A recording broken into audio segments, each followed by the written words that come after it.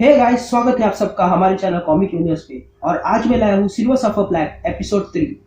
तो अब तक आपने देखा कि सिल्वर सफर का सामना नल से हुआ था और उस वक्त उस पर अंधेरा हावी हो चुका था और वो अब बन गया था नल का सेवक यानी कि वॉइड नाइट। लेकिन तभी प्लैनेट ईगो उसे बचा लेता है। अब आगे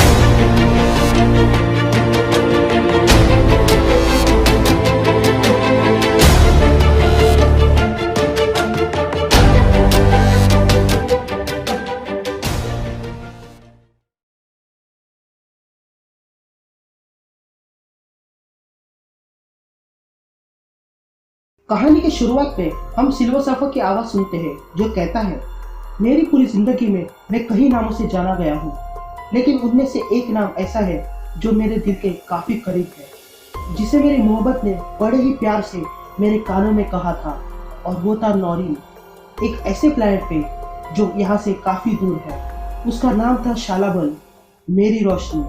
तभी हमें सिल्वर सफर की बैक स्टोरी दिखाई जाती है, जब वो सिल्वर सफर नहीं बल्कि नॉरिन रेड था, जो अपनी प्रेमिका के साथ था, और वो उसे कहता है, तुम हर सुबह इतनी सुंदर कैसे दिखती हो? जिस पर शाला कहती है, क्योंकि मैं रिफ्लेक्ट करती हूँ। तभी नॉरिन शाला को छूता है, जिस पर शाला उसे पूछती है कि वो क्या कर रहा है, जिस पर नॉरिन कहता है कि वो सपना देख रहा है। तभी शाला नॉरिन से पूछती है, क्या तुम सच में इस बच्चे को दुनिया में लाना चाहते हो जिसके चारों तरफ अंधेरा ही अंधेरा है? जिस पर नॉरिन कहता है, तो क्या हुआ, हम उसी अंधेरे में रोशनी भर देंगे।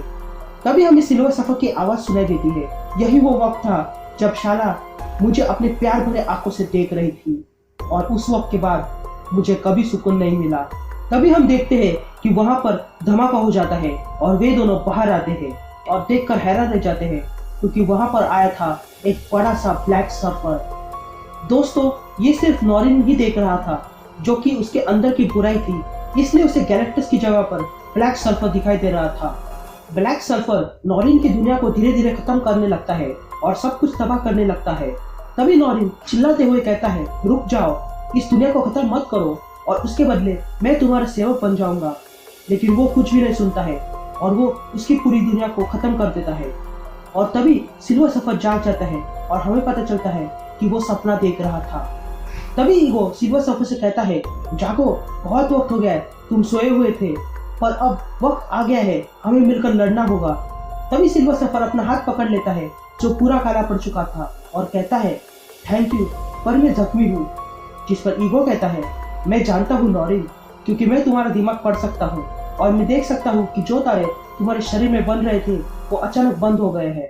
तभी आगे ईगो कहता है, मैं माफी मांगना चाहता हूँ कि मैंने तुम्हारी इजाजत के बिना तुम्हारा दिमाग पढ़ लिया, लेकिन मैं क्या कर सकता हूँ, क्योंकि नल ने अपना अंधेरा बहुत फैला दिया है। लेकिन तभी ईगो पर धमाका होता है और ईगो चिल्लाने लगता है।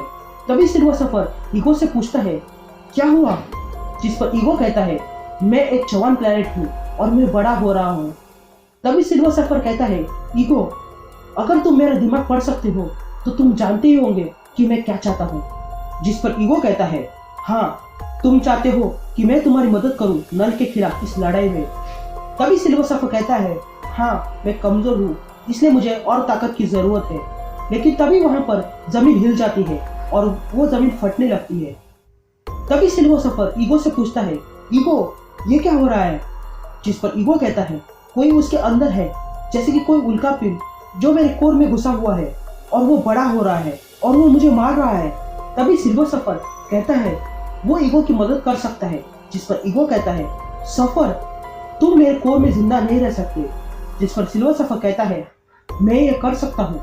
तभी ईगो कहता है, नहीं, तुम समझ नहीं रहे हो, मैं एक जीता जागता प्लैनेट हूँ और मेरा इम्यून सिस्टम कुछ ऐसा है जो टेक्टोनिक कैंसर और सेलेस्टियल के हाइपरलाइट वायरस को भी खत्म कर सकता है।